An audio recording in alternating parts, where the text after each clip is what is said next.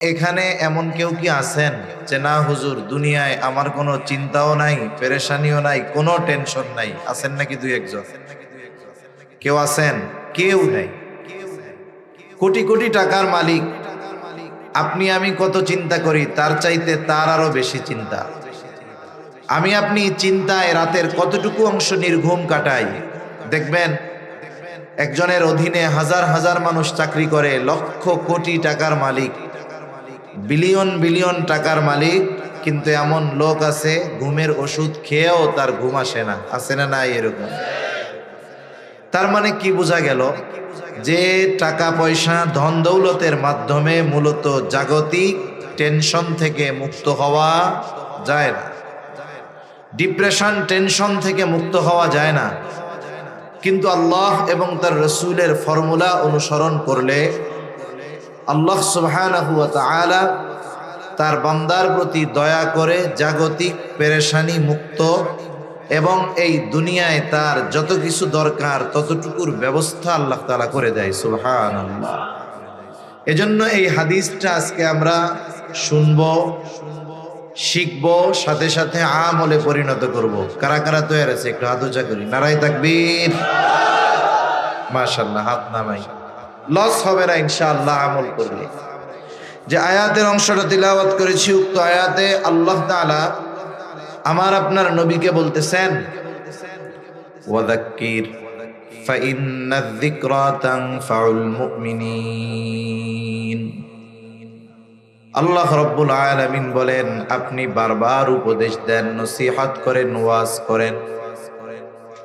কেন ওয়াজ করবেন, কেন নসিহত করবেন, কেন উপদেশ দিবেন? আল্লাহ তাআলা বলেন, ফাইন্নায যিকরা তানফাউল মুমিনিন। কারণ এই উপদেশ, ওয়াজ, নসিহত এটা মুমিনদের জন্য উপকারী।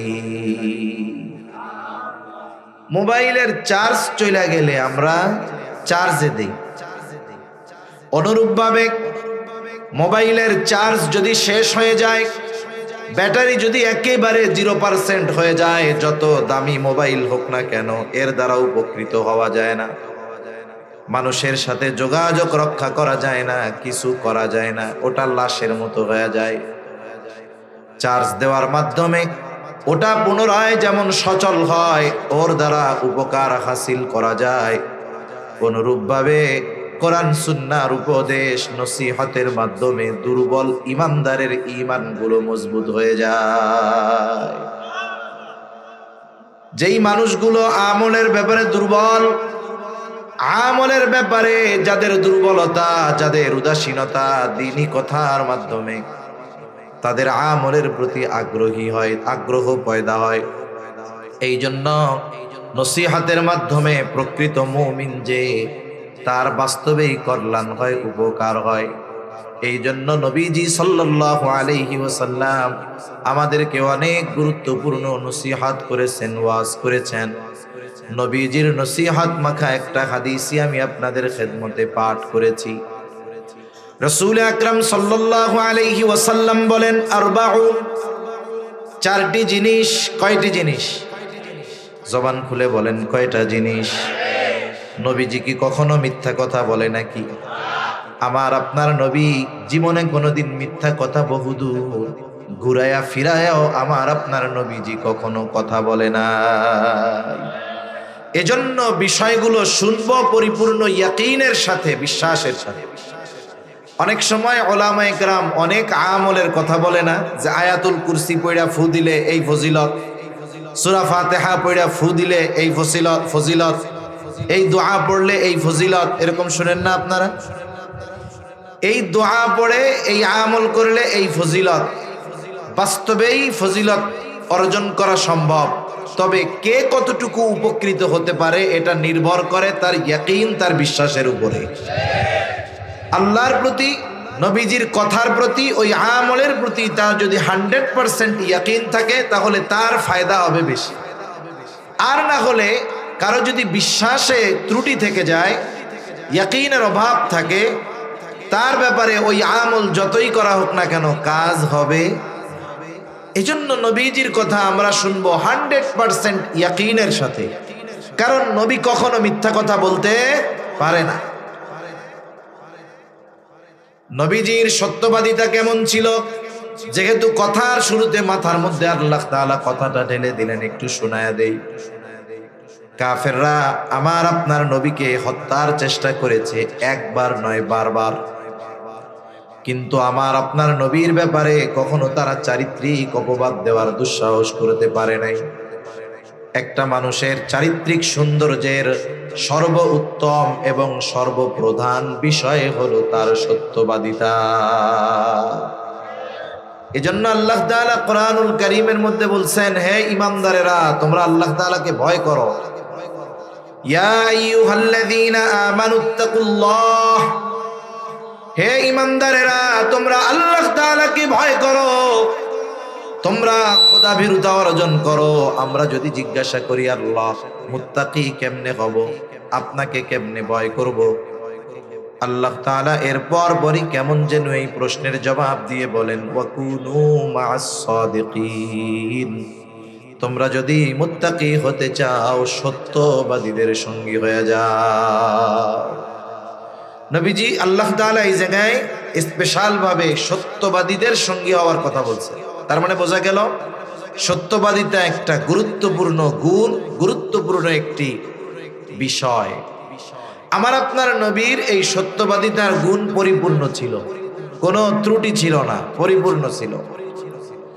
যখন নবীজি নবুয়তির পরে গোপনে 3 বছর দাওয়াত দিছেন, কয় বছর? 3 বছর। 3 বছর দাওয়াত দেওয়ার পর আল্লাহ তাআলার পক্ষ থেকে নির্দেশ, এখন আর গোপনে দাওয়াত দেওয়া যাবে না। ওয়া আনযির আশীরাতাকাল আকরাবিন, এখন আপনি প্রকাশ্যে দাওয়াত দেন, আপনার প্রতিবেশী, আত্মীয় স্বজন, বন্ধু বান্ধব সকলকে প্রকাশ্যে দাওয়াত দেন। নবীজি চিন্তা করলেন এই দাওয়াত একত্রে সবার কাছে কেমনে পৌঁছে দেওয়া যায়। এখন তো ফেসবুক আছে, আপনি যদি ফেসবুকের মধ্যে কোনো কথা সকলকে জানাতে চান, বন্ধুদের জানাতে চান, ফেসবুকের মধ্যে একটা পোস্ট লেখা দিলে সব বন্ধুর কাছে খবর চলে যায়। ওই সময় তো ব্যবস্থা এমন ছিল না। নবীজি আবু কুবাইস পাহাড়ের উপরে দাঁড়ায় গেলেন, আর এক বর্ণনায় আসছে সাফা পাহাড়ের উপরে দাঁড়াইলেন। কথা একই, কারণ সাফা পাহাড়টা হলো আবু কুবাইস পাহাড়ের একটা অংশ। ওই পাহাড়ের বৈশিষ্ট্য ছিল, ওই পাহাড়ের উপরে উঠে কেউ যদি মক্কার মানুষকে আহ্বান করতো, হোক সে পরিচিত অপরিচিত, ধনী অথবা গরিব, মানুষ দেখতো না কে ডাকতেছে, বরং ওই পাহাড়ের উপরে উঠে যেই ডাকতো, যদি সাহায্যের জন্য ডাকতো, বিপদে পড়ে ডাকতো, তার আহ্বান মক্কার যেই মানুষই শুনতে পারতো, দৌড়িয়ে তাকে সাহায্য করার জন্য ছুটে চলে আসতো। তাহলে একজন অপরিচিত মানুষও যদি ডাকতো পাহাড়ে উঠে, সবাই চলে আসতো। আর আজকে ওই পাহাড়ে উঠে মক্কাবাসীকে ডাকতেছে আল আমিন, আমার আপনার নবী ডাকতেছে। সকলে বলে চলো, আল আমিন কেন ডাকে আমাদের, চলো। সবাই পাহাড়ের পাদদেশে চলে আসছে, বলে মুহাম্মদ কেন আমাদেরকে তুমি ডাকলা? আমার আপনার নবী বলে, আমি যদি তোমাদেরকে এই খবর দেই, এই পাহাড়ের পেছন দিকে পাদদেশে একদল অশ্বারোহী সৈন্য আছে, এই সৈন্যবাহিনী তোমাদের উপরে আক্রমণ করার জন্য প্রস্তুতি নিচ্ছে। আকুনতুম মুসাদ্দিকিয়া, তোমরা কি আমার এই কথা বিশ্বাস করবা নাকি? নবীজি তাদের কাছে প্রশ্ন ছুড়ে দিলেন। নবীজির এই কথার জবাবে উপস্থিত সকলে সমস্বরে বলতেছে, মুহাম্মদ কেন নয়, অবশ্যই তোমার কথা আমরা বিশ্বাস করব, কারণ ইতিপূর্বে সব সময় আমরা তোমাকে সত্যবাদী পেয়েছি। এই 43 বছরে একটাও মিথ্যা কথা তুমি বলো নাই, আর আজকে মিথ্যা কথা বলবা? ওই নবী বলতেছেন যে 4টা গুণ। কয়টা গুণ? আরবাউন ইযা কুন্না ফীকা ফালা আলাইকা মা ফাতাকা মিনাদ দুনিয়া। নবীজি বলেন 4টি জিনিস, ইযা কুন্না ফীকা, যখন তোমাদের কারো মধ্যে থাকবে 4টা জিনিস, ফালা আলাইকা, তোমার আর কোনো কিছু নাই, কিন্তু তুমি এই 4 গুণে গুণান্বিত, 4টা জিনিস পরিপূর্ণ তোমার মধ্যে আছে। নবীজি বলেন চিন্তার কোনো কারণ নাই। মা ফাতাকা মিনাদ দুনিয়া, এই 4 জিনিস যদি তোমার মধ্যে থাকে, দুনিয়া তোমার হাতছাড়া হবে না। 4 গুণ থাকলে দুনিয়া হাতছাড়া হবে না। উদ্দেশ্যটা কি? উদ্দেশ্য হলো এই দুনিয়ার যত প্রয়োজন আছে সব প্রয়োজন মেটানোর ব্যবস্থা করবেন কে? মনে রাখতে হবে এ দুনিয়ায় অভাব অনটন বিপদ আপদ মুসিবত আল্লাহ তাআলাই তো দেন নাকি? আবার এগুলা থেকে উদ্ধার অন্য কেউ করে না, আল্লাহ তাআলাই করেন। এ দুনিয়ায় বিপদ আপদ আসতে পারে, এই 4 গুণ থাকার পরেও বিপদ আপদ মুসিবত আসতে পারে। তবে মুসিবত আসলেও ওই মুসিবত থেকে নিষ্কৃতি পাওয়ার ব্যবস্থাও আল্লাহ তাআলা করে দিবে। সুবহানাল্লাহ। রাসূলুল্লাহ সাল্লাল্লাহু আলাইহি ওয়াসাল্লাম বলেন 1 নাম্বার গুণ হিফযু আমানাতিন, আমানতের হেফাজতকারী হতে হবে। আমানতের হেফাজতকারী তথা আমানতদারিতার গুণ আমাদেরকে অর্জন করতে হবে। এটা গুরুত্বপূর্ণ একটি গুণ। কিছু গুণ আছে যেটা শুধু মানুষের ব্যক্তিত্ব বাড়ায়, কিন্তু আমানতদারিতা এমন এক গুণ যেটা শুধু মানুষের ব্যক্তিত্ব বা আমলের সাথে সম্পৃক্ত এমনটা নয়, বরং আমানতদারিতা এটার সম্পৃক্ততা হলো ঈমানের সাথে। কারো মধ্যে যদি আমানতদারিতার কমতি থাকে তাইলে তার মধ্যে ঈমানের কমতি আছে। এজন্য রাসূলুল্লাহ সাল্লাল্লাহু আলাইহি ওয়াসাল্লাম বলেন লা ঈমানা লিমান লা আমানাতা লাহ। নবীজি বলেন যার মধ্যে আমানতদারিতা নাই তার ঈমান নাই। শুধু তাই না, আমানতহীনতা তথা খেয়ানতকারী সে কখনো প্রকৃত মুমিন হতে পারে না। আর প্রকৃত মুমিন যে সে কখনো খেয়ানতকারী হতে পারে না। খেয়ানতের স্বভাব এটা মুমিনের নয়, এটা মুনাফিকের। আর মুনাফিকের ব্যাপারে আল্লাহ তাআলা যতটা কঠোর কথা বলেছেন কাফেরের ব্যাপারেও বলেন নাই।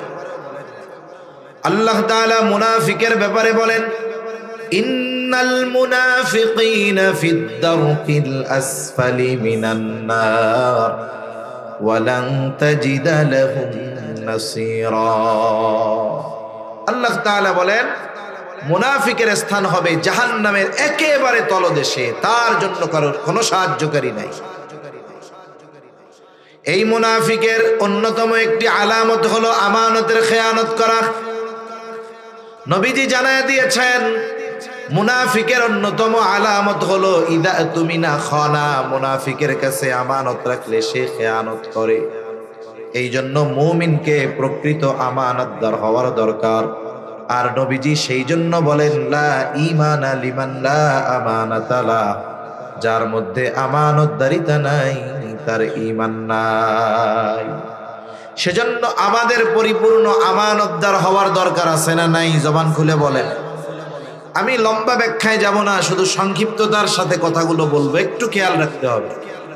প্রথমত আমানত তো লেনদেনের মধ্যে হয়। কেউ যদি আমার কাছে কোনো জিনিস আমানত রাখে, আল্লাহ তাআলার নির্দেশ হলো তুমি আমানত তার হকদারের কাছে ফিরায় দাও।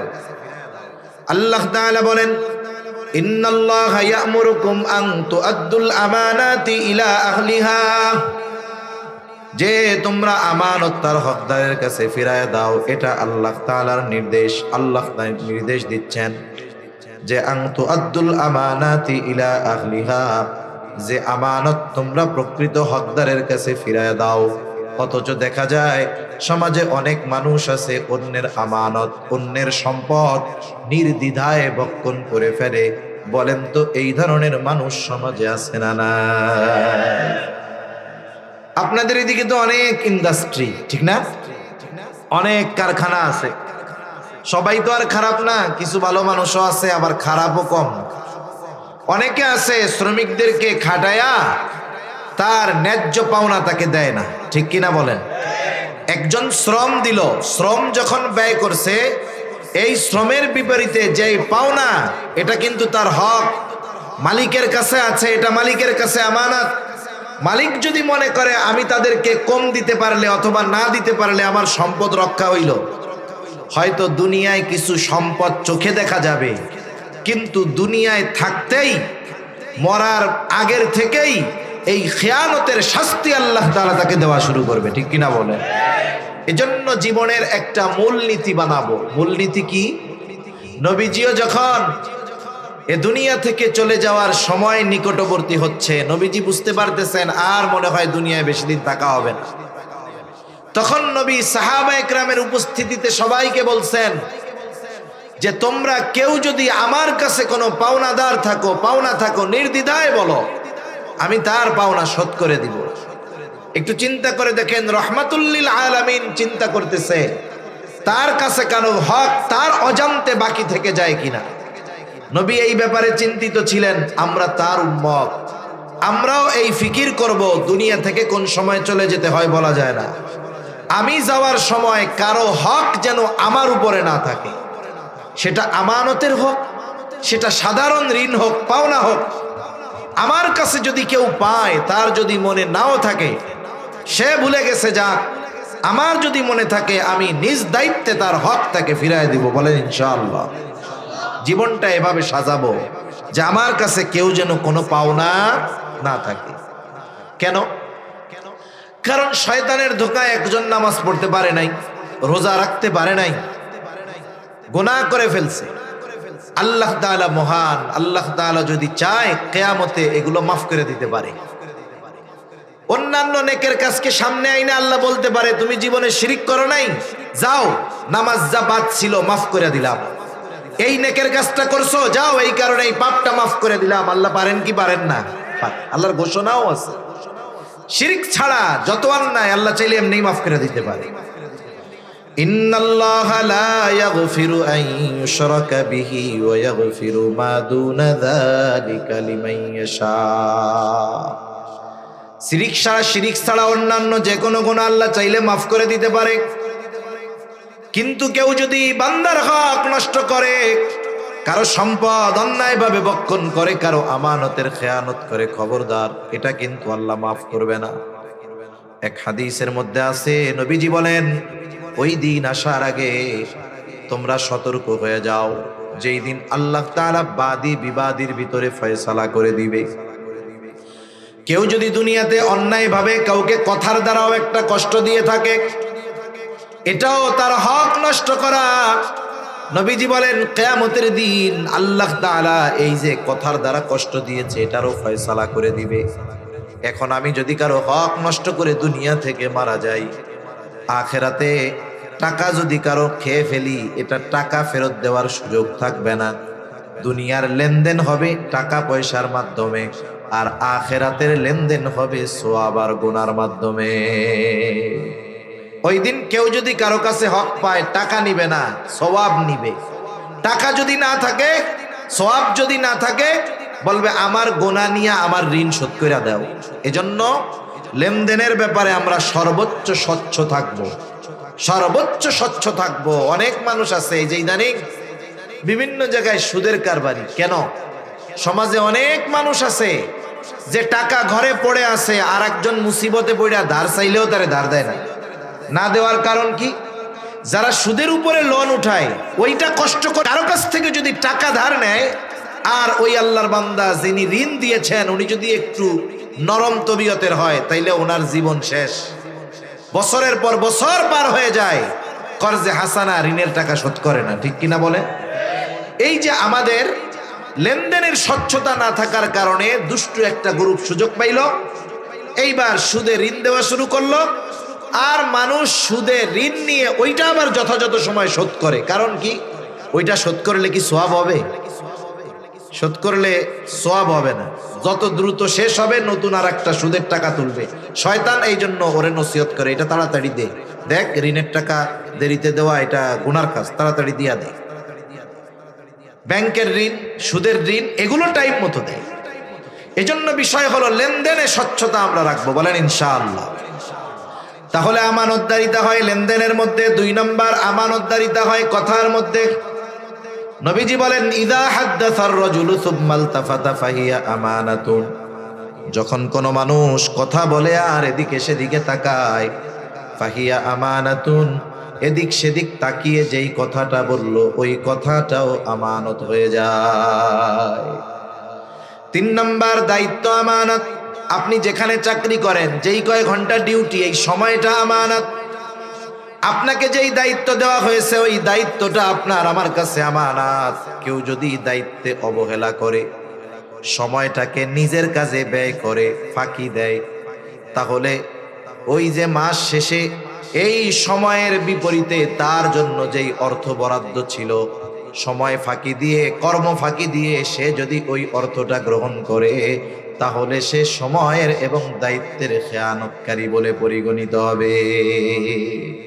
এজন্য আমাদের কর্মক্ষেত্রে আমাদের যেই দায়িত্ব আছে এগুলো আমরা যথাযথভাবে পালন করবো ইনশাআল্লাহ। সম্পদ আমানত, জানমাল আমানত। আল্লাহ রাব্বুল আলামিন বলেন, ইন্নাল্লাহা আশতারা মিনাল মুমিনিনা আনফুসাহুম ওয়া আমওয়ালাহুম বিআন্না লাহুমুল জান্নাহ। আল্লাহ তাআলা মুমিনের জান এবং মালকে জান্নাতের বিনিময়ে খরিদ করে নিয়েছেন। আপনি এই জান ভালো কাজে ব্যয় করেন, কোনো অসুবিধা নেই। আপনার মাল ভালো কাজে ব্যয় করেন, অসুবিধা নেই। ভালো নিজে খান, পরিবারকে খাওয়ান, অন্যান্যদের খাওয়ান, কোনো অসুবিধা নেই। কিন্তু এই শ্রম যদি গুনার কাজে ব্যয় হয় তাহলে খেয়ানত হবে। অর্থ যদি গুনার কাজে ব্যয় হয় তাহলে খেয়ানত করা হবে। আল্লাহ তাআলা যাদেরকে সন্তান সন্ততি দিয়েছে এগুলো আমানত।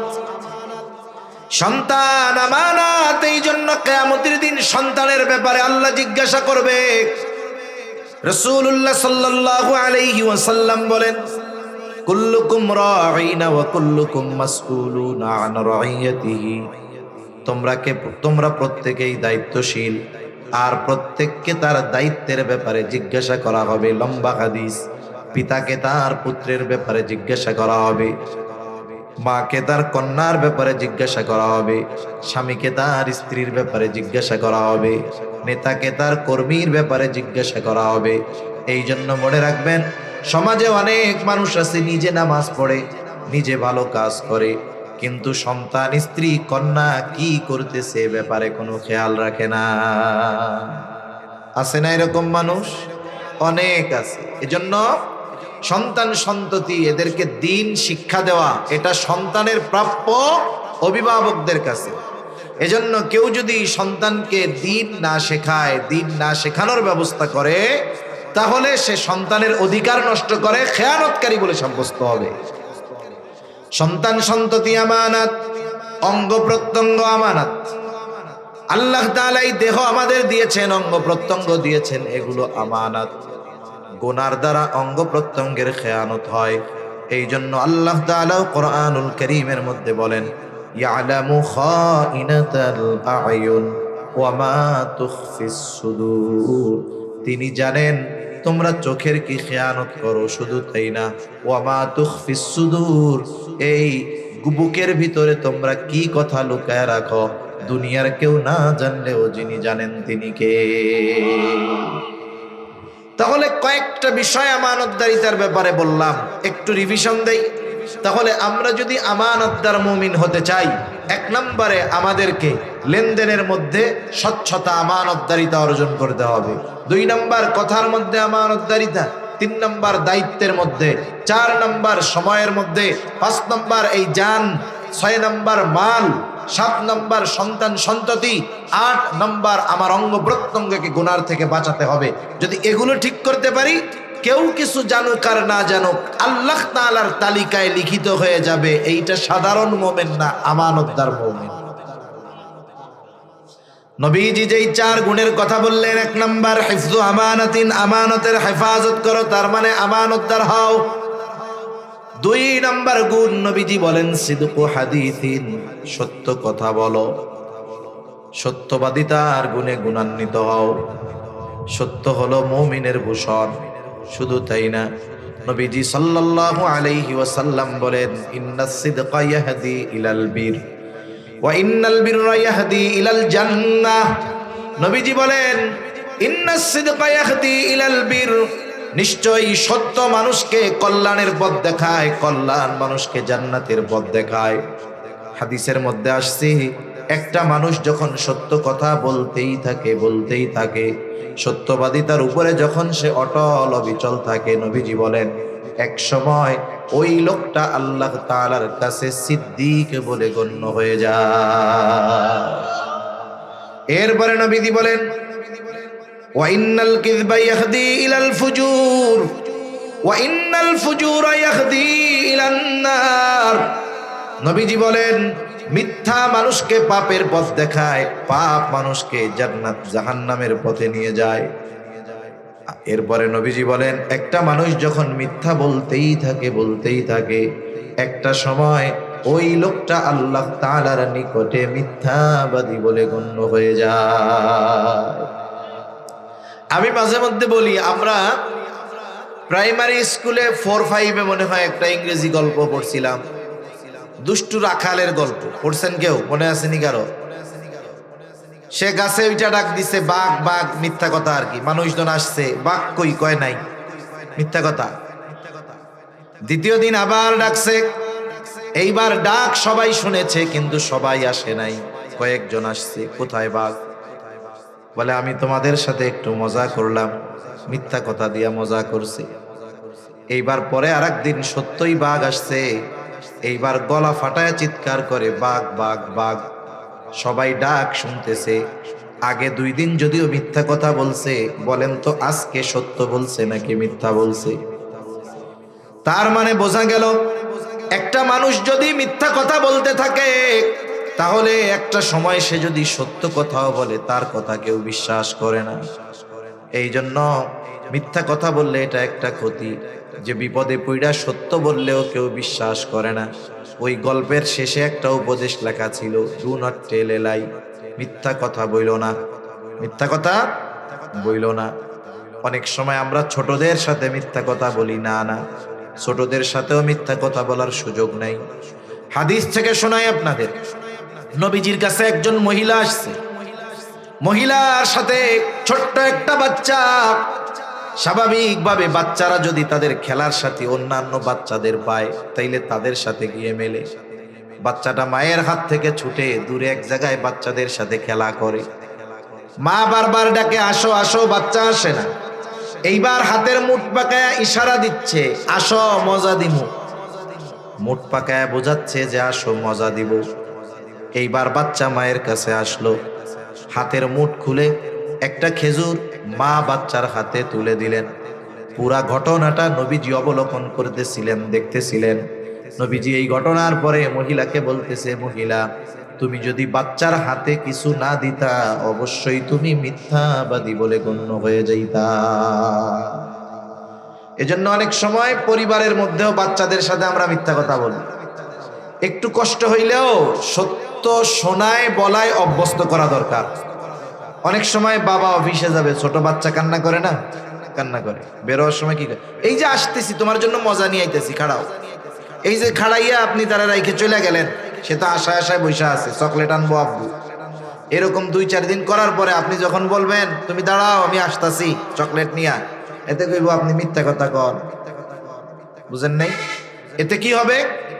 বাচ্চার অন্তরে ওই জিনিসটা বদ্ধমূল হয়ে যাবে, আমার বাপ, আমার মা, আমার ভাই, আমার বোন আমার সাথে মিথ্যা কথা বলে।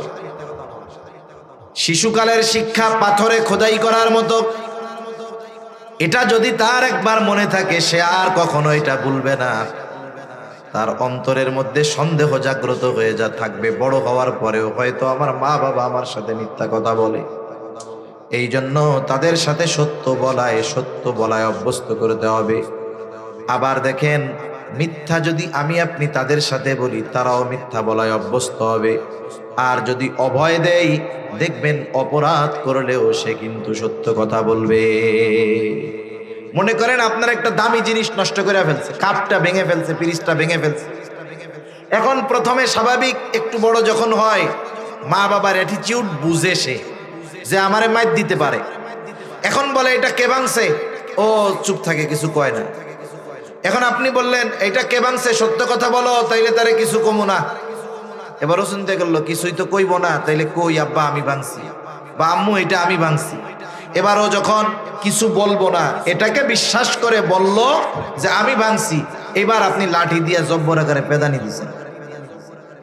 1-2 দিন দেওয়ার পরে বলেন তো ও কি আর আমাকে আপনাকে বিশ্বাস করবে? ও চিন্তা করবে সত্য কথা কইলে মাইর খাইতে হইব, তার চেয়ে মিথ্যা কথা কয়ে চুপ করে বইয়া থাকি। তার মানে আমরা আমাদের সন্তানদেরকে নিজেদের ভুলের কারণে মিথ্যাবাদী বানায় ফেলি, এটা আমরা করব না।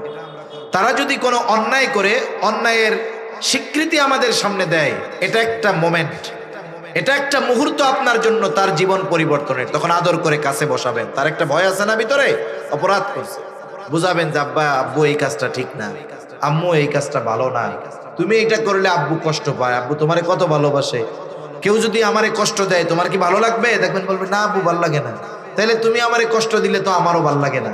এই যে বুঝায় বলবেন যে বারবার বারবার বারবার, এতে কি হবে? এক সময় দেখবেন সে আপনার কাছে তার দ্বারা যদি কোনো বড় অপরাধ আল্লাহ না করুক ঘটেও যায়, সে চিন্তা করবে আমার দ্বারা এটা হইলো, তাইলে আমি যাই আমার আব্বুর সাথে একটু বলি, আম্মুর সাথে একটু বলি। আর যদি এখন থেকেই আমাদের প্রতি তাদের অনাস্থা সৃষ্টি হয়ে যায়, আমার আপনার চোখের আড়ালে হাজারো অন্যায় সে করে বেড়াবে, ঠিক কিনা বলে? এজন্য সন্তানের ভবিষ্যৎ যদি ভালো চাই, আমরা মিথ্যা কথা বলবো না, তাদেরকে মিথ্যা কথা শেখাবো না। রাসূলুল্লাহ সাল্লাল্লাহু আলাইহি ওয়াসাল্লাম জানায় দিলেন মিথ্যা কথা বলা যাবে না, আর মিথ্যা হলো সকল গুনাহের মা। কেউ যদি সমাজে একটা মিথ্যাকে প্রতিষ্ঠিত করতে চায়, শত শত মিথ্যা দিয়ে সেটাকে সাজাতে হয়, কিন্তু মিথ্যা হলো এমন অন্ধকার, আলো যখন চলে আসে সব কিছু আলোকিত হয়ে যায়। সেই জন্য মিথ্যাকে সমাজে প্রতিষ্ঠিত করা যায় না। আজ অথবা কাল মিথ্যা এটা মানুষের সামনে প্রকাশিত হয়ে যায়। এই জন্য সত্যের উপরে অটল অবিচল থাকবো। কিন্তু বাস্তবতা হলো এই মোবাইলের কল্যাণে আধুনিক জামানায় অনেক নামাজি ভালো মানুষও নিজের অজান্তে মিথ্যা কথা বলে ফেলে, ঠিক না? ফোন দিছে ঢাকার থেকে আসতেছে, আছে কই? মনে করেন রাজেন্দ্রপুর আছে, বা রাজেন্দ্রপুর পার হয়ে আর একটু অগ্রসর হয়েছে, এখন কি কয়? এই তো আসি গো, মাওনা আসি, মাওনা। চিন্তা করতেছে রোড ফাঁকা, গাড়ি টানতেছে, 20-25 মিনিট লাগবো। এখন হায়াত মৌতের মালিক তো আল্লাহ। এখন ওইখান থেকে আসার আগে সে দুর্ঘটনায় পতিত তো হইতে পারে, ঠিক কিনা? এখন আপনারে ফোন দিয়ে বলছে আসি মাওনা, মনে করেন দুর্ঘটনায় মারা গেল রাজেন্দ্রপুর, তখন কি চিন্তা করবে? নাই রে, বন্ধুর মরার কথা ছিল মাওনা, রাজেন্দ্রপুর মরল কেন? তার মানে আমার লগে মিথ্যা কথা কইছিল ওই সময়। এজন্য মোবাইল ফোনেও মিথ্যা কথা আমরা বলবো না, কথা ঘুরাইয়া পেঁচায়া বলবো না, সোজা কথা বলবো। তাহলে নবীজি যেই 4 গুণের কথা বলেছেন, 1 নাম্বার আমানত, হেফাজত করতে হবে, হিফজু আমানাতিন। 2 নাম্বার সিদকু হাদিসিন, সত্য কথা বলা। 3 নাম্বার হুসনু খলিকাতিন, উত্তম চরিত্রের অধিকারী হওয়া, উত্তম চরিত্রের অধিকারী। একটা মানুষের মূল সৌন্দর্য তার চেহারার মধ্যে নয়, একটা মানুষের মূল সৌন্দর্য হলো তার চরিত্রের মধ্যে। একজন দেখতে চামড়া অনেক সাদা, অনেক ডিগ্রি তার আছে, উচ্চবংশীয় একজন মানুষ, কিন্তু সে যদি মিথ্যাবাদী হয়, তার ক্যারেক্টার যদি খারাপ থাকে, চরিত্র যদি খারাপ থাকে, সে যত উচ্চবংশীয় আর যত শিক্ষিত হোক, মানুষের কাছে সে ভালো মানুষ বলে পরিগণিত হয় না। মনে রাখবেন, মানুষের মূল মনুষ্যত্ব, মূল মানুষকে, এই স্ট্রাকচার যার, সে আসলে মূল মানুষ না। মূল মানুষ হলো, মানুষের সৌন্দর্য হলো তার আখলাক, চরিত্র। এজন্য ইংরেজি একটা প্রবাদ আছে, money is lost, nothing is lost, health is lost, something is lost, but character is lost, everything is lost, ঠিক কিনা বলে? এই জন্য চারিত্রিক সৌন্দর্য আমাদের অর্জন করা দরকার। চরিত্রের বিষয় নিয়ে বলতে গেলে লম্বা কথা হয়ে যাবে। স্বাভাবিকভাবে আমরা আমাদেরকে সুসজ্জিত করার সময় কি করি? আয়নার সামনে দাঁড়াই, চুলটা যদি বাঁকা তেড়া থাকে নিজে দেখতে পারি না, আয়না ব্যবহার করি না, হয়তো আয়নার পরিবর্তে মোবাইল ব্যবহার করি। সোজা হিসাবে আমার প্রতিচ্ছবি যেখানে পাওয়া যায় সেটার মধ্যে আমি তাকাই। আমার যদি চুল বাঁকা থাকে আমি চিরুনি দিয়ে সুন্দর করি, আবার দেখলাম আয়নায় দাড়িটা বাঁকা আছে, একটু তেল দিয়ে সুন্দর মতো চিরুনি দিয়ে মারলাম। চেহারার মধ্যে একটু ক্রিম লাগাইতে হবে, দাগ আছে, কালা আছে। তার মানে আমি যদি আমার চেহারা পরিবর্তন করতে চাই, সুসজ্জিত করতে চাই, আমার প্রতিকৃতির সামনে আমাকে দাঁড়ানো লাগে, দেখা লাগে কি কি ত্রুটি আছে। অনুরূপভাবে আমি আপনি যদি আমার আপনার চরিত্রকে পরিপূর্ণ সুন্দর করতে চাই, আমার আপনার সামনে যাকে দাঁড়া করাতে হবে তিনি হলেন মুহাম্মাদুর রাসূলুল্লাহ সাল্লাল্লাহু আলাইহি ওয়াসাল্লাম। এমন কামেল এক চরিত্রের অধিকারী আমার আপনার নবী। ওই চরিত্র থেকে যেটাকেই আপনি গ্রহণ করবেন সেখানেই সফলতা পাওয়া যাবে। সুবহানাল্লাহ। আমার আপনার নবী পূর্ণাঙ্গ এক উত্তম চরিত্র অধিকারী এক জীবন ব্যবস্থা আমাদের জন্য নবীজি রেখে গেছে। তার চরিত্র সুন্দর, চরিত্র পরিপূর্ণ, এটা অনুসরণীয় সকলের জন্য। রাসূল আকরাম সাল্লাল্লাহু আলাইহি ওয়াসাল্লামের জীবনে এমন কোন দিক নাই যেটা আপনি পাবেন না। আপনি যদি সুন্দর একজন স্বামী হইতে চান, বলেন তো নবীর জীবনী থেকে শিক্ষা গ্রহণ করলে উত্তম স্বামী হওয়া যাবে তো? আপনি যদি চান উত্তম বাবা হবেন, নবীর জীবনী থেকে নেন। আপনি যদি চান উত্তম নেতৃত্বের গুণাবলী অর্জন করবেন, আপনি নবীর থেকে নেন। আপনি যদি চান একজন রহম দিলওয়ালা মানুষ হবেন, নবীর থেকে নেন। আপনি যদি চান সত্যবাদিতার গুণ অর্জন করবেন, নবীর থেকে নেন। তার মানে আমার আপনার নবীর জীবন এমন এক জীবন, ওই জীবন থেকে প্রতিটা উত্তম বিষয়ে মানুষের জন্য অর্জন করা সম্ভব। আমার আপনার নবীর আগে যত নবী আসছে সকলেই উত্তম চরিত্রের অধিকারী, তবে কারো চরিত্র পূর্ণাঙ্গ ছিল না। এটা কেমন ছিল না? মনে করেন আপনি যদি উত্তম স্বামী হইবার চান, আপনি ঈসা আলাইহিস সালামের জীবনী অনুসরণ করলে উত্তম স্বামী হইতে পারবেন না। কারণ উনি দুনিয়ায় যে কয়দিন ছিলেন, আসমানে উঠায় নেওয়ার আগ পর্যন্ত উনি বিয়েই করেন নাই। যে বিয়ে করে নাই তার থেকে আপনি স্বামী হওয়ার গুণ কেমনে নিবেন? পাওয়া যাবে না। আপনি যদি চান আপনি সমরবিদ হবেন, যুদ্ধের ময়দানে যেই বিষয়গুলো দরকার অর্জন করবেন, ঈসা আলাইহিস সালাম থেকে নিবেন, পারবেন না। কারণ উনি ওনার জীবনে দুনিয়ায় ওই সময় যেই কয়দিন ছিলেন কোনো যুদ্ধই করেন নাই। আপনি যদি চান রাষ্ট্র পরিচালনার গুণে গুণান্বিত হবেন, মুসা আলাইহিস সালামের থেকে যদি নিতে চান আপনি পারবেন না। কারণ মুসা আলাইহিস সালাম রাষ্ট্র পরিচালনার দায়িত্ব পালন করেন না। এজন্য আমার আপনার নবীর আগে যত নবী ছিল সব নবী উত্তম চরিত্রওয়ালা নবী। কিন্তু আমার আপনার নবী শুধু উত্তম চরিত্রওয়ালা নবী নয়। নবীজি বলেন, ইন্নামা বুইসতু লিউতাম্মিমা মাকারিমাল আখলাক। নবীজি বলেন, আমাকে উত্তম চরিত্রে পরিপূর্ণতা প্রদানার্থে প্রেরণ করা হয়েছে। তাহলে আমার আপনার নবীর মাধ্যমে উত্তম চরিত্রে আল্লাহ তাআলা পূর্ণতা প্রদান করেছেন। আর উত্তম চরিত্রের অধিকারী হইলে লাভ কি?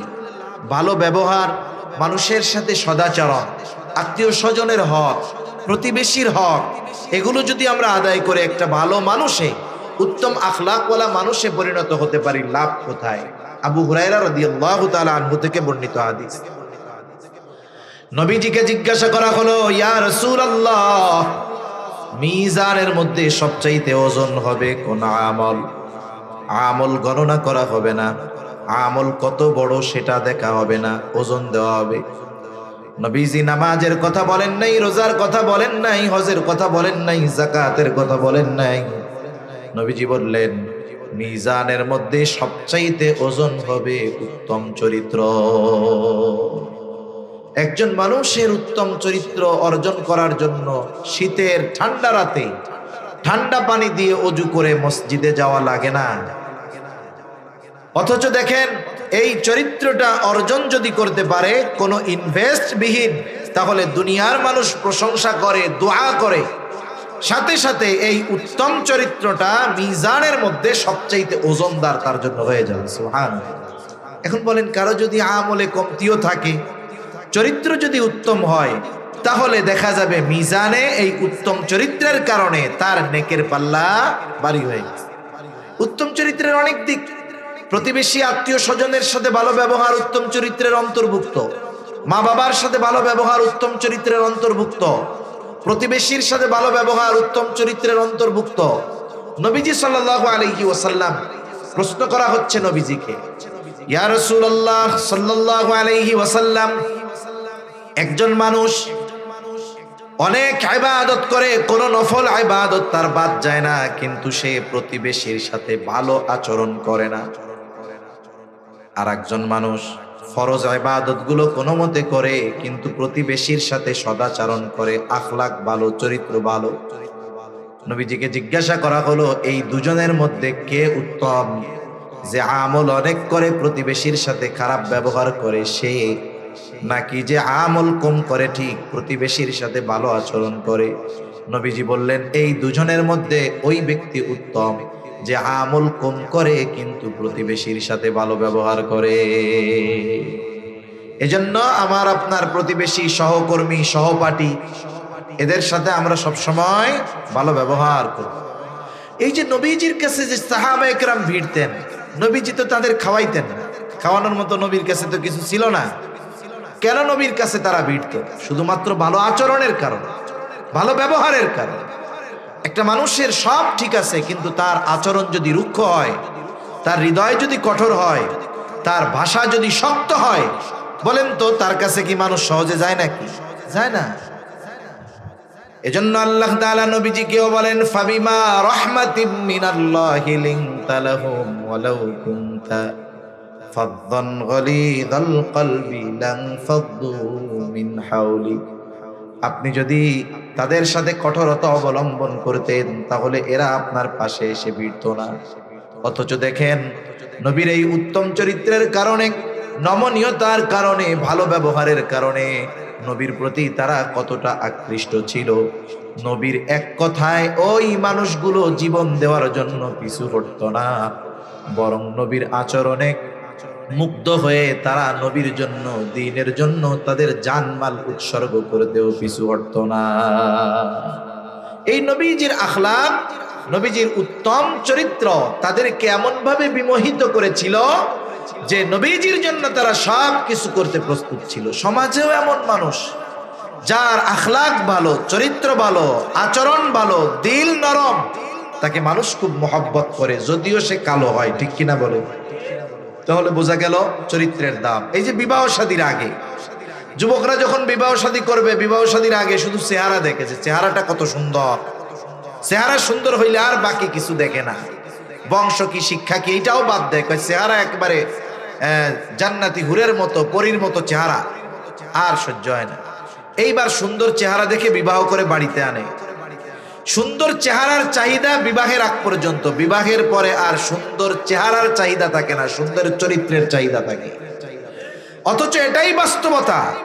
আগের থেকে যদি সে চেষ্টা করত যে আমি একজন সৎ চরিত্রের গুণ সম্পন্ন নারীকে বিবাহ করব, তাহলে দেখতেন আমাদের নারীরা চেহারা সুন্দর করার জন্য সোনু পাউডার না লাগায়া চরিত্র সুন্দর করার চেষ্টা করতো। ঠিক কিনা বলে? এজন্য যদি পারিবারিক জীবনে শান্তি চাই, নিজেও উত্তম চরিত্র, তার চামড়ার ওই সৌন্দর্যের চাইতে চারিত্রিক সৌন্দর্যটার প্রতি বেশি আগ্রহী এবং বেশি আকাঙ্ক্ষা আপনি করবেন এই সুন্দর চরিত্রের জন্য। এই জন্য এটার অনেক দাম। আল্লাহ তাআলা আমাদের সকলকে উত্তম চরিত্রের অধিকারী হওয়ার তৌফিক দান করেন। কয়টা গেল? 3টা গুণ। কয়টা গেছে? 1 নাম্বার হিফযু আমানাতিন, আমানতের হেফাজত করা। 2 নাম্বার সিদকু হাদিসিন, সত্য কথা বলা।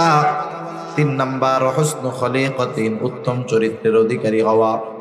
4 নাম্বার নবীজি বলেন ওয়াইফাতুন ফি তুমাতিন, হালাল খাবার খাওয়া।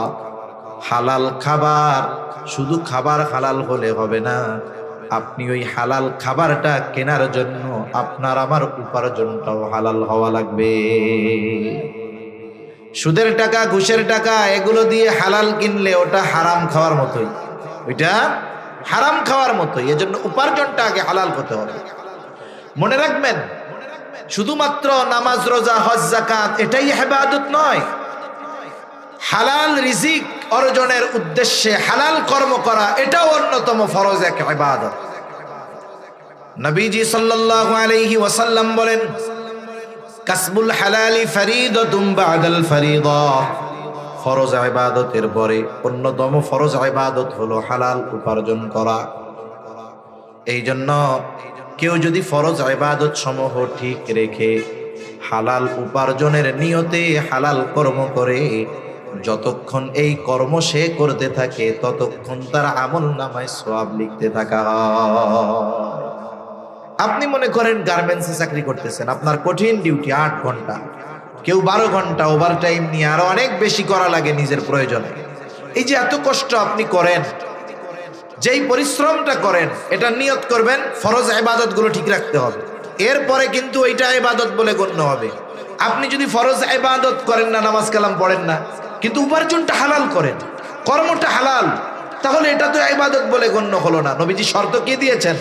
কাসবুল হালালি ফরিদাতুম বাদাল ফরিদা, ফরজ ইবাদতের পরে হালাল উপার্জন করা অন্যতম ফরজ ইবাদত। তার মানে আমি আপনি যদি আল্লাহ তাআলার যেই ফরজ বিধানাবলী আছে এটা পালন করার পরে হালাল উপার্জনের নিয়তে হালাল কর্ম করি, যতক্ষণ করতে থাকবেন ততক্ষণ আপনার আমার আমল নামায় সওয়াব লিখতে থাকবে। সুবহান।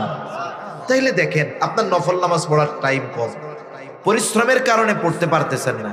আমি তো 2 রাকাত নফল পড়লে 2 রাকাত নফলের সওয়াব পেয়ে গেলাম, কিন্তু যিনি হালাল উপার্জনের নিয়তে হালাল কর্ম করতেছেন, সাথে সাথে 5 ওয়াক্ত নামাজ অন্যান্য ফরজগুলো ঠিক রাখতেছেন, কর্ম করতেছেন, মেশিন চালাচ্ছেন, নিয়ত কি?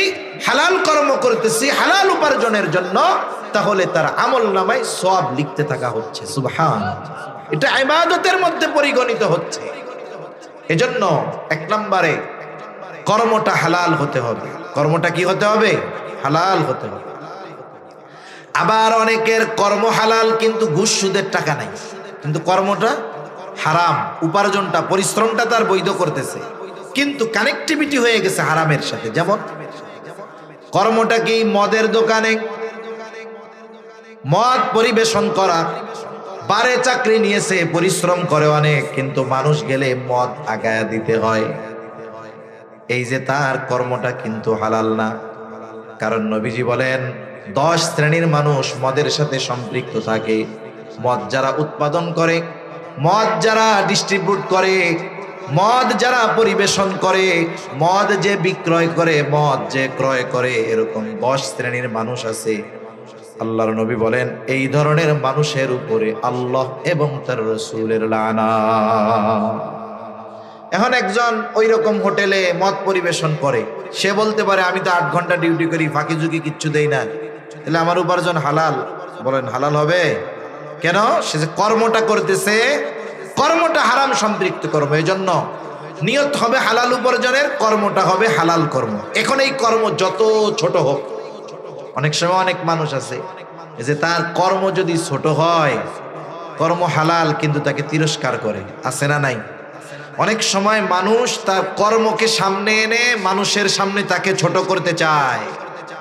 মনে করেন একজন মাছ বিক্রয় করে, অনেক অঞ্চলে অনেক মানুষ মনে করে এই জেলে মাছ মারে অথবা বিক্রয় করে, এটাকে একেবারে নিম্ন পেশা মনে করে।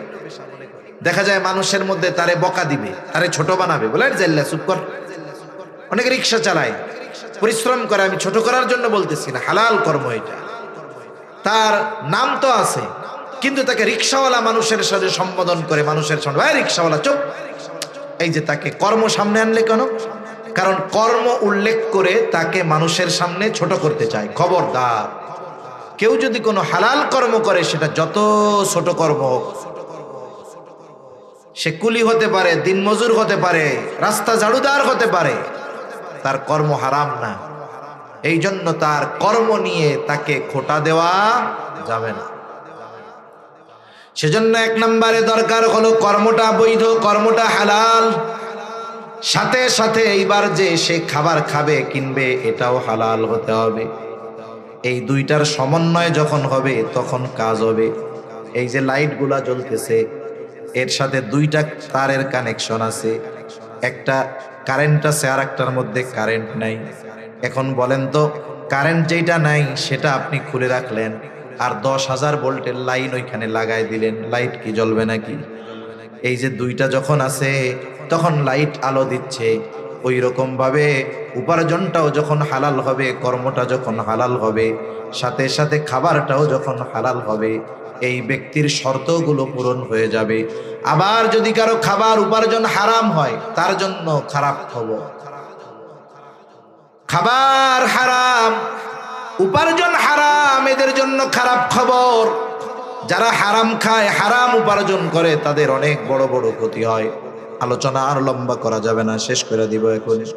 যারা হারাম উপার্জন করে, হারাম খায়, এই দুনিয়াতে হয়তো আমরা দেখি অনেক বড় আলিশান বাড়ি, অনেক দামি দামি গাড়িতে চড়ে। আল্লাহর কসম, এই হারাম উপার্জনকারীর একটাও অন্তরের মধ্যে শান্তিতে নাই, একটারও শান্তি নেই। মনে করেন শান্তি কিসের মধ্যে? আপনার যদি রাত্রে ঘুম না হয়, শান্তি আছে? রাত্রে ঘুম না হইলে শান্তি নাই। এখন একজন এসির মধ্যে ঘুম হয় না, সে শান্তিতে আছে। আর একজন তার মাটির ঘর, কিন্তু শুইলেই ঘুম আসে, তার শান্তি আছে। ঠিক কিনা বলেন? আল্লাহ তাআলা হারামখোর যারা, এদের অন্তর থেকে শান্তি উঠায় নিয়ে যায়। এমনি দুনিয়াবি আসবাব আমরা দেখি যে বড় বাড়ি, দামি গাড়ি, এসির মধ্যে থাকে, আসলে শান্তি নাই ওই জায়গায়। তাহলে যারা হারামের সাথে সম্পৃক্ত, হারাম খায়, হারাম উপার্জন করে, অনেক ক্ষতি তাদের। এক নাম্বার ক্ষতি, তাদের কোনো দুআ আল্লাহ তাআলা কবুল করেন না। হাদিসের মধ্যে ঘটনা আসছে, এক ব্যক্তি আল্লাহ তাআলার কাছে বাইতুল্লাহর সামনে দোয়া করতেছে, উস্কো খুস্কো চুল, বিনয়ের সাথে। সাহাবা একরাম মনে করতেছে এই ব্যক্তির দোয়া আল্লাহ ফেরত দিতে পারে না। কিন্তু এই ব্যক্তির মূল খবর আল্লাহ তাআলা আমার আপনার নবীকে জানায় দেয়। নবী এইবার সাহাবাদেরকে বলতেছে, শোনো, ওই ব্যক্তির দোয়া আল্লাহ কেমনে কবুল করবে? যার হারাম খাবার দ্বারা যার দেহ গঠিত, আর যার গায়ে হারাম টাকার পোশাক, তার দোয়া আল্লাহ তাআলা কেমনে কবুল করবে? হারাম টাকা দিয়ে হজ কইরা হাজী সাহেব আলহাজ হওয়া যায়, বাস্তবে গুনাহ মাফ হয় না। ঠিক কিনা বলেন? সেই জন্য হারাম যারা খায়, হারাম যারা উপার্জন করে, তাদের দোয়া আল্লাহ কবুল করেন না। দোয়া কবুলের যত স্থান আছে, সময় আছে, কোন জায়গায় তাদের দোয়া কবুল হয় না। 2 নাম্বার, হারাম যারা খায়, এদের ইবাদত আল্লাহ তাআলা কবুল করেন না। নবীজি সাল্লাল্লাহু আলাইহি ওয়াসাল্লাম বলেন, আল্লাহ তাআলা কোরআনুল কারীমের মধ্যে জানায় দেন, ইয়া আইয়ুহার রাসূলু কুলু মিনাত তাইয়্যিবাতি ওয়া আমালু সালিহা।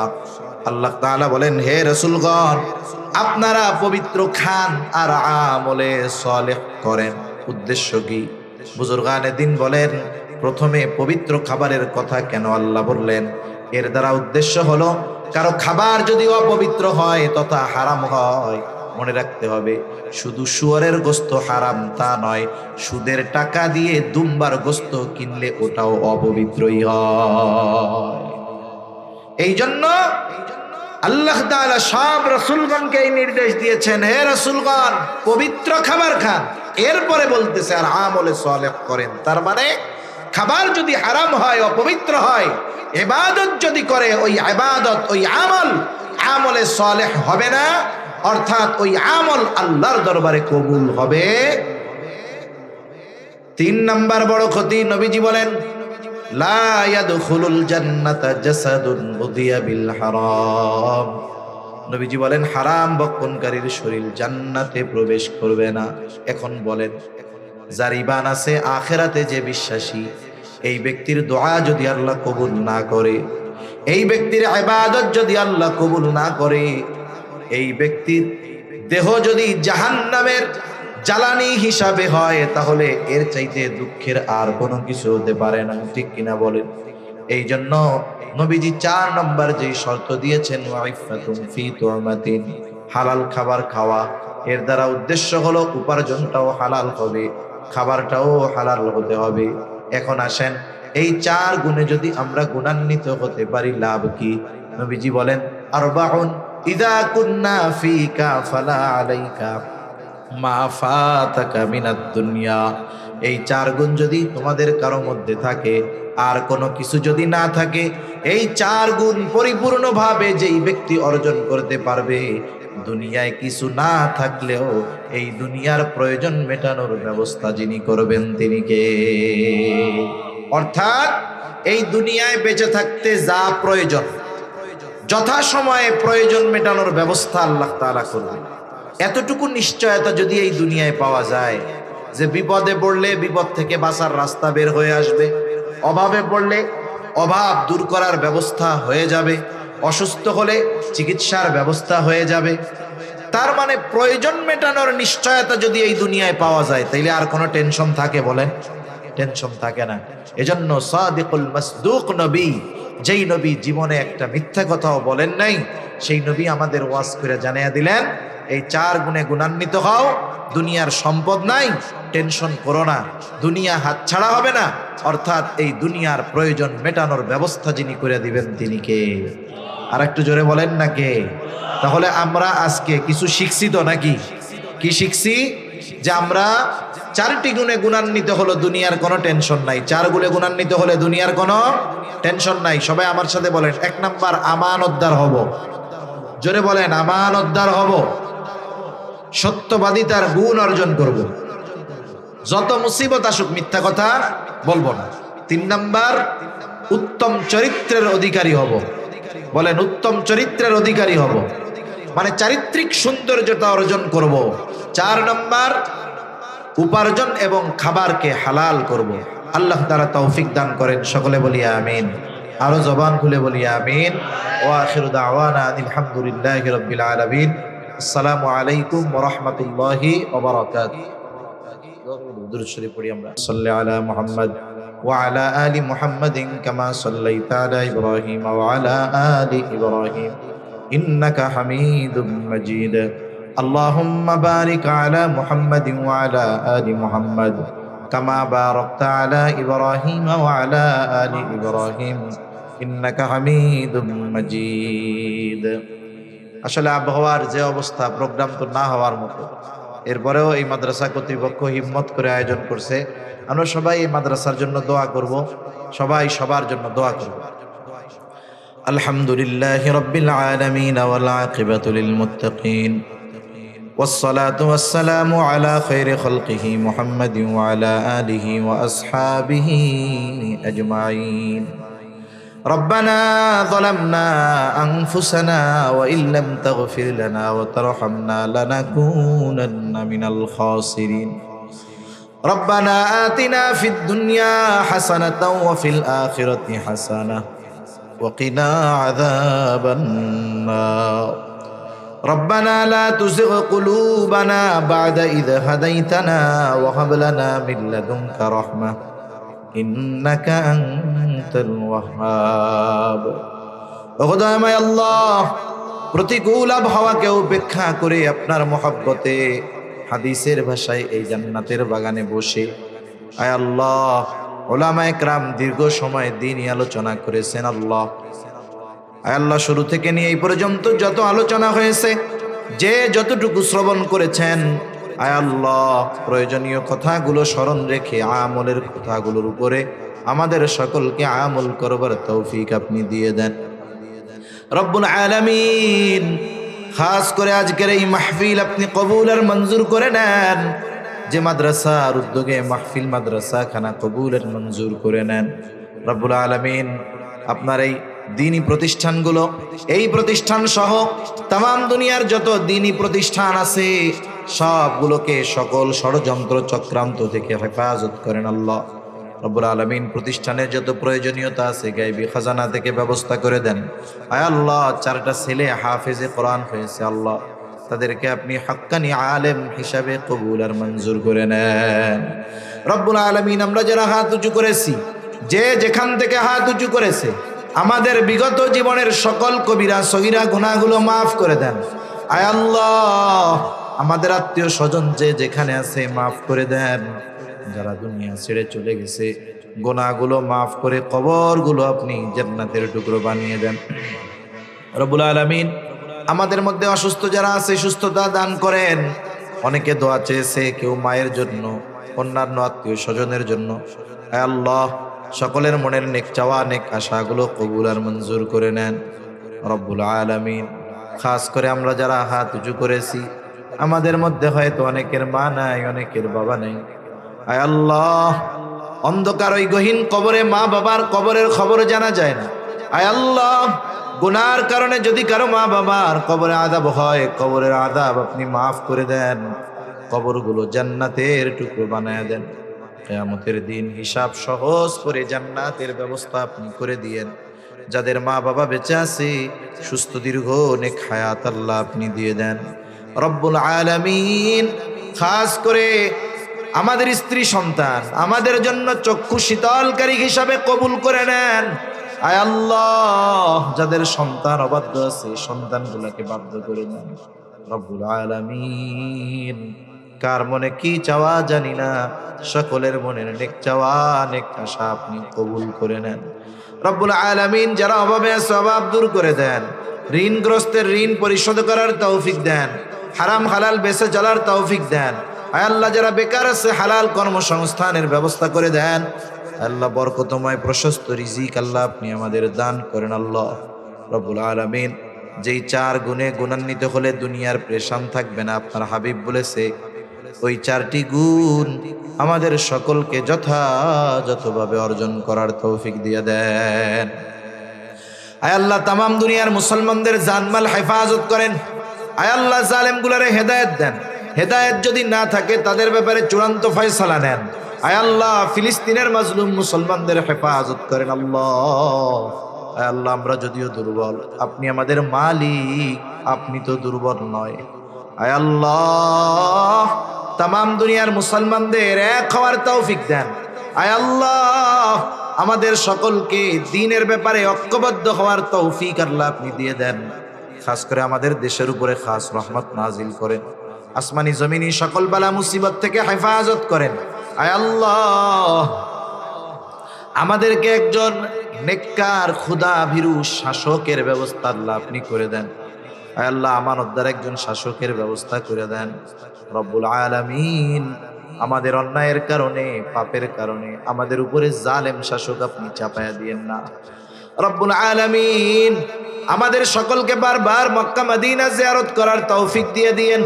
আয় আল্লাহ, যারা একবার গেছে বারবার যাওয়ার তৌফিক আপনি দিয়েন রব্বুল আলামিন। আমাদের অন্তর আপনার এবং আপনার হাবিবের মোহাব্বত দিয়ে ভরপুর করেন।